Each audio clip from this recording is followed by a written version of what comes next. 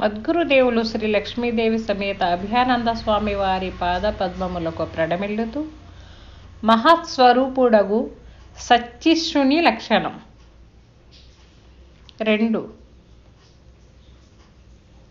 ధర్మము నడువని వానిక ధర్మము ప్రతిపాదియగుచు ధ్వంసము చేసున్ కర్మల పాలై జడుదురు ధర్మముగా నడుచువాడు ధన్యుడోయన్నా నిర్మలుడైతే నిజమెరుగునన్నా ధర్మమూలానే దరిలేని సంసార ధర్మమూలానే దరిలేని సంసార మర్మ మెరిగిన దుష్ట కర్మము చేయరు దుర్మతులు నిజమెరుగలేకను కర్మములు నా కంటవనుచు నుర్విలో తిరిగేటి గర్వులు సర్వసములెట్లకు దురరయగా ధన్యుడోయన్నా నిర్మలుడైతే నిజమెరుగునన్నా. జై నిజ గురుభ్యో నమః. శ్రీ శ్రీ కోరాకుల దుర్గానంద పంచదశి స్వాముల వారిచే విరచితమైన మహాద్వైత కేసరి అను మిత్రకందార్థములలో మహాస్వరూపుడకు సశిష్యుని లక్షణంలో 2వ మిత్రకందార్థం. నాయన శిష్య, ఈ ధర్మాధర్మముల గురించి నిర్మలుడైనటువంటి శిష్యుల యొక్క ఆచరణ విధానాన్ని గురించి, వారి యొక్క కర్తృత్వరహిత కర్మాచరణ గురించి తెలియజేస్తానయ్యా. ధర్మము నడువని వానిక అధర్మము ప్రతిపాదియగుచు ధ్వంసము చేసున్. ధర్మము నడువని వానికి, ఏ ధర్మము నడువని వానికి? మానవ ధర్మము నడువనటువంటి వానికి వాడు మనుజ సంఘంలో మనిషే కాదు. ఇక గురుధర్మము నడువని వానికి, ధర్మము అంటే ఏంటి? ఏదైతే ధరిస్తున్నామో, ఏదైతే మనం చేస్తున్నామో అది ధర్మం.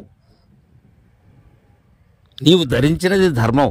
ధర్మము నడువని వానికి, గురుధర్మములో నడువని వానికి, గురు మర్మాన్ని ఎరిగి కూడా ధర్మాన్ని పాటించినటువంటి వారు ఉంటారు.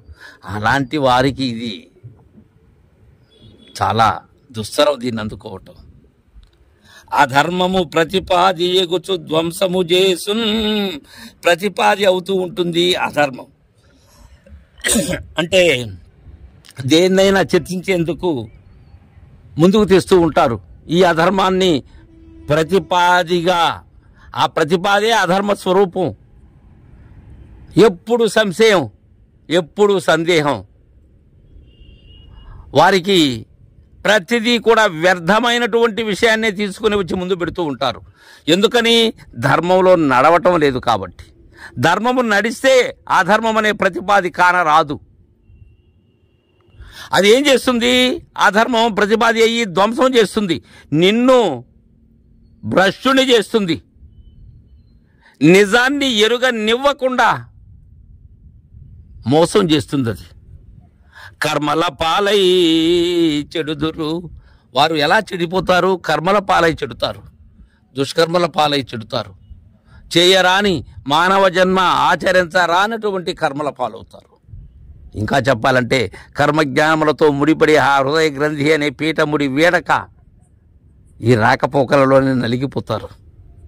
గతంలో చెప్పుకున్నట్లుగా ఆ బురదని వీడనటువంటి పందిరీతిగా ధర్మముగా నడచువాడు ధన్యుడో ఎన్నా నిర్మలుడైతే నిజమెరుగు నన్నా. ధర్మముగా నడుచువాడు, గురు ధర్మములో నడుచువాడు, గురు మర్మాన్ని ఎరిగి గురువుకు తనుమన ధనములను అర్పించిన వాడు, శరణాగతుడైనటువంటి వాడు, వారు ధన్యులు. వారు ఎరుగనటువంటిది ఏది ఉండదు. నిర్మలుడైతే నిజమెరుగుతాడు.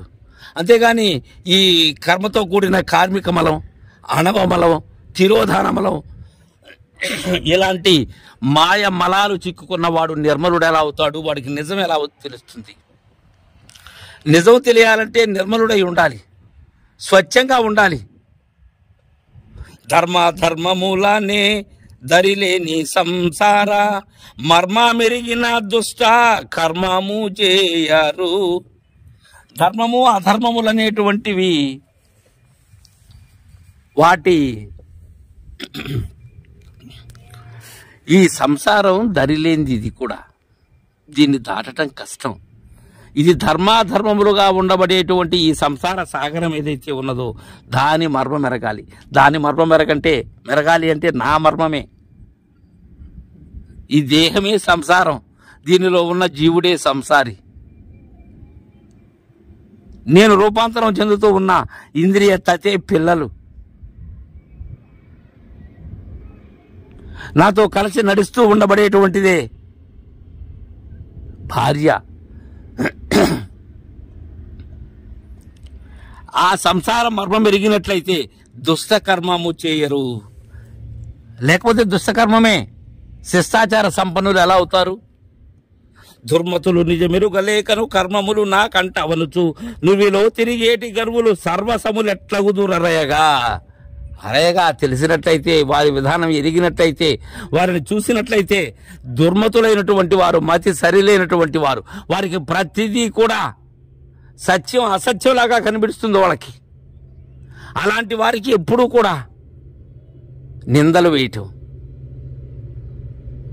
అసత్యాన్ని సత్యంగా భ్రమచెందటం. కారణం ఏమిటి? నిజం ఎరుగలేక, నిజాన్ని దర్శించేటువంటి నేత్రములే వారికి లేవు, ఆ గురు చూపే వారు అందలేదు. అలాంటి వారు ఏమంటుంటారు? కొందరు కర్మములు మాకంటవు అంటుంటారు. మేము ఏదో భక్తిగా ఉన్నామనో, లేకపోతే ఏదో పారాయణం చేస్తున్నామనో, లేకపోతే ఏదో తీర్థయాత్రలు చేస్తున్నామనో. వారు ఉండే విధానం ఏంటి? దుర్మతులు. వారికి కర్మములు అంటకుండా ఎలా ఉంటాయి?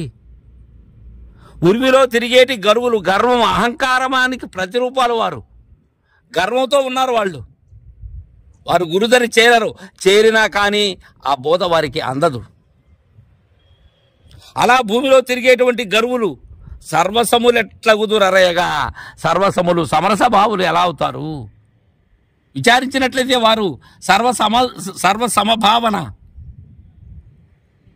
అలా కలిగినటువంటి ధీయుతులు ఎలా అవుతారు? అలాంటి ధీరులు కాదు వారు గర్వులు. వారు